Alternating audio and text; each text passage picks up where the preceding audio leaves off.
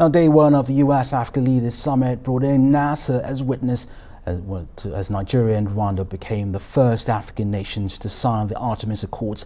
It's a U.S.-led bid for international cooperation and traveling to the moon, Mars and beyond. Arise correspondent Nkechi Nana reports. Nigeria is dipping its feet into the outer space territory. At the first ever U.S.-Africa Space Forum, Nigeria and Rwanda become the first African nations to sign the Artemis Accords. Expanding our partnership. We are having two more signatories of Rwanda and Nigeria.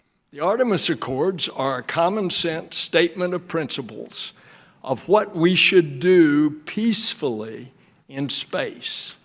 And so the Artemis Accords are a manifestation, a setting down of principles of peaceful use of space, of an intention to help each other out. As part of the U.S.-Africa Leaders Summit, the forum highlights the furtherance of shared goals through the peaceful exploration and the use of the outer space.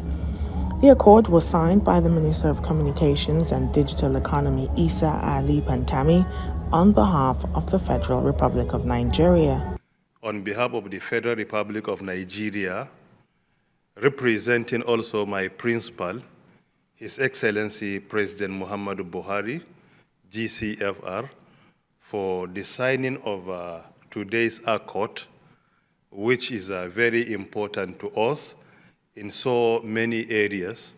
Particularly, Nigeria has so many initiatives leveraging on satellite, among others, when it comes to security, agriculture, the fourth industrial revolution, artificial intelligence, robotics, and many more. Furthermore, we know that NASA, the National Aeronautic and Space Administration, is the leading institution in the world. And any effort to work together will support our country significantly in attaining our vision and also our objectives. And for Rwanda, its space agency CEO Francis Ngabo signed on behalf of the country. Could not be more pleased to become part of this journey by joining the Artemis Accords. Space-based technology is becoming an increasingly powerful tool for addressing global challenges such as agricultural productivity and climate change. This is why the Rwanda Space Agency was established 2 years ago with plans to establish a space center of excellency for research and development. As the Artemis Accord gains two new partners, Nigeria and Rwanda join the other signatories to demonstrate their commitment to a peaceful, responsible, and sustainable use of the outer space. Nkechi Nana, Arise News, Washington, D.C. Well, for more, let's bring in Nkechi and Nana, who's in Washington, D.C. For more. Nkechi, Nigeria and Rwanda becoming the first African nations to sign the Artemis Accord. How significant is this?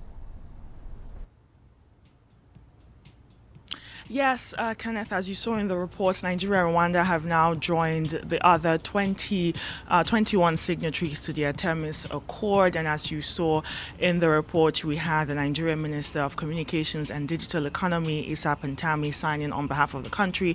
And then for the Rwandan side, you had Francis Ngabo, the CEO of the Rwandan Space Agency, standing in for President Kagame, who was there earlier but had to leave early. Now, the significance of this historic event, and very exciting, might I add, is that Nigeria now joins other signatories. You have Japan, you have the United States, United Arab Emirates, you have Singapore, you have Saudi Arabia, you have Poland, you have New Zealand, just joining all these other countries and partnering with them to join the leading conversation of the future of the space exploration and the sustainable use of the outer space. Now, the Artemis Accord was established back in 2020 with the State Department, NASA, and 8 nations.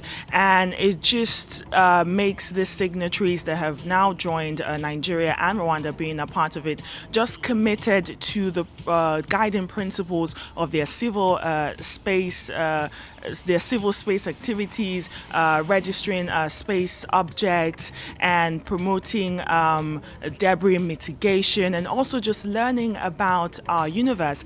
And at that forum, that was the first ever actually US-Africa Space Forum. Obviously, at the US-Africa Leaders Summit, you had Bill Nelson, the NASA administrator sort of explaining what is it for its partners, what NASA has sort of learned about our planet from space. And he was just giving an example of all the data and all the assets that it now has in orbit that can really tell us precise information, Kenneth, of how to operate day to day. He gave an example of how they can inform a farmer where he should or should not plant a certain type of crop on a certain type of land, and also being able to sort of provide information on an incoming storm, and just more of the advantages of joining this sort of partnership. And it's exciting and sort of innovative for Nigeria to be part of the first African country to be a signatory to the Artemis Accord and the discussion of the future of space exploration, Kenneth. Now, Nkechi, this development is coming less than 2 weeks after the Chinese space agencies launched their Shenzhou 13 spacecraft, and it's also coming, less than, 3 days, or is it 4 days after the Orient capsule returned back to Earth after a 25-day mission orbiting the moon. We hear that the US is warning African leaders about China and Russia destabilizing the continent. What's all this about? Yes, Kenneth, the US-Africa Leaders Summit is obviously about the US, America's relations with the African continent. But you have China and Russia sort of lurking in the background, just hovering there, the elephant in the room that no one really wants to talk about. And the US Biden administration have sort of, in the run-up to this summit, have sort of not really wanted to speak on it, sort of dodging the topic and not explicitly speaking on it. They say it's not about China, it's about our own sorts for partnership with the African continent. And now you have, on the very first day of the summit, all that out of the window. You had Lloyd Austin at a panel earlier with several African leaders, really cautioning them the way you would caution your younger sibling, Kenneth, not to sort of partner with China or Russia, and just explaining that in China dipping its footprints into Africa, he says China does not give off that sort of transparency in what they're doing. He says Russia's peddling what he calls cheap weapons in the continent, and also sending mercenaries around the countries in Africa. And he says this will destabilize the continent eventually, or even if it already hasn't. And they go on to explain, you have US Secretary of State Antony Blinken explaining that this is not about competition. He said they're not competing with the other world powers.